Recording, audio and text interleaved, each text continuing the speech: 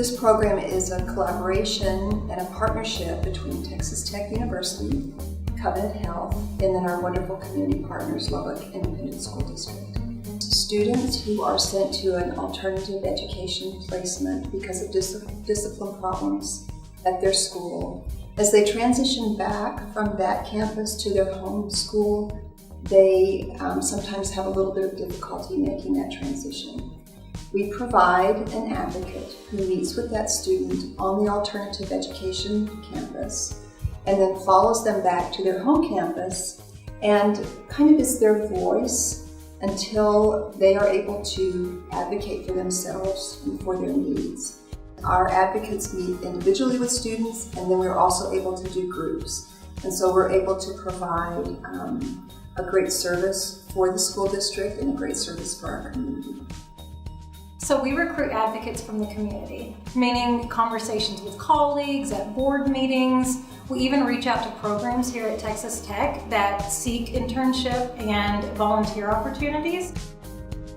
Once the advocate has met all of the criteria and they can dedicate that hour a week and they have successfully passed the training, they are then assigned to one of our staff members who is what we call an advocate supervisor. And what that means is they help them navigate the school system. They help them set up that first meeting with the student or that first group meeting. They help them navigate everything and serve as that liaison between the advocate and the school.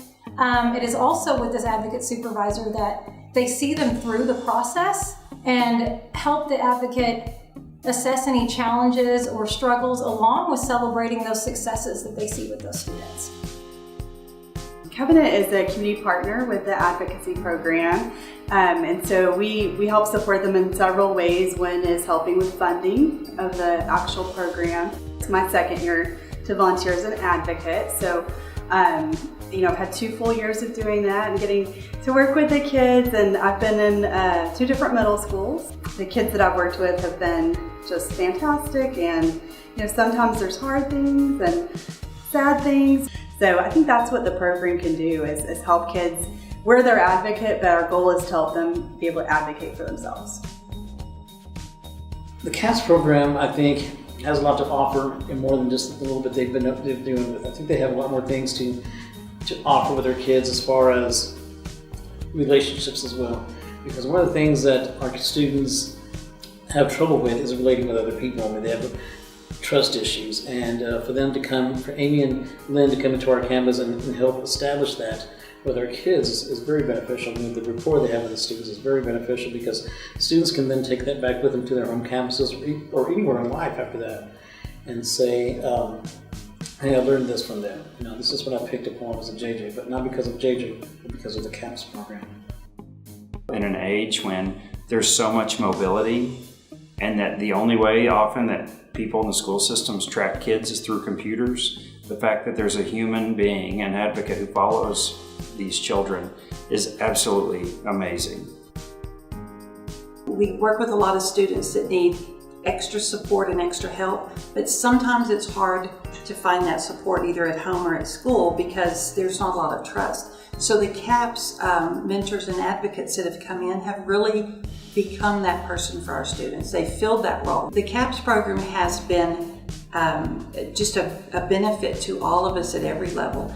Our elementary students who have the CAPS experience go into middle school now seeking that sort of advocacy and support, which I think says a lot about the program. What's been so beautiful and sweet to see with our advocates is they come in and just love the person and they advocate for them and they give them voice. They're consistent. They show up every time that they say they're going to show up. They don't miss meetings. They're present. They're invested in their academic success, but they're invested in their whole person.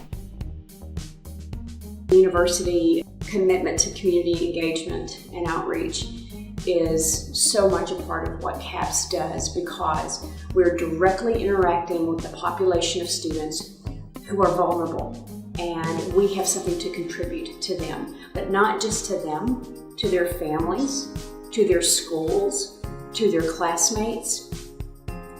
It allows us to better understand what the science says when it's a real life person that you're trying to deal with, trying to help, trying to learn from. that makes that so rich, and it just wouldn't be that otherwise. It just simply wouldn't be as rich as it is.